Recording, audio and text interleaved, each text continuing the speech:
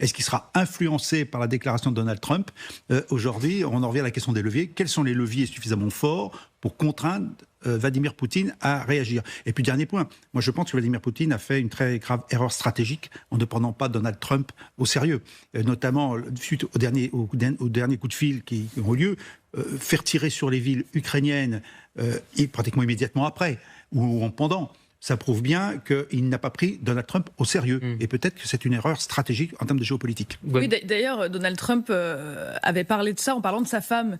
Il avait dit, voilà, je suis rentré chez moi et j'ai dit à Mélania, on a eu une très bonne conversation avec Vladimir Poutine, et Mélania me répond, ah oui, vous avez une très bonne conversation, mais enfin, il vient quand même de bombarder un hôpital. Et je pense qu'il ne faut pas sous-estimer non plus la sphère personnelle de Donald Trump, qui n'a pas particulièrement envie d'être pris pour un idiot au sein de son entourage. On comprend quand même que c'est un président qui a un très gros ego.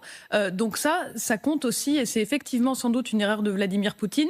Et en Russie, on commence aussi à réfléchir. Je pense que Vladimir Poutine ne veut pas pour l'instant terminer cette guerre, mais c'est pas pour ça qu'il n'y a pas de discussion là-dessus à l'intérieur de la Russie. Il y a tout un tas de questions sur, par exemple,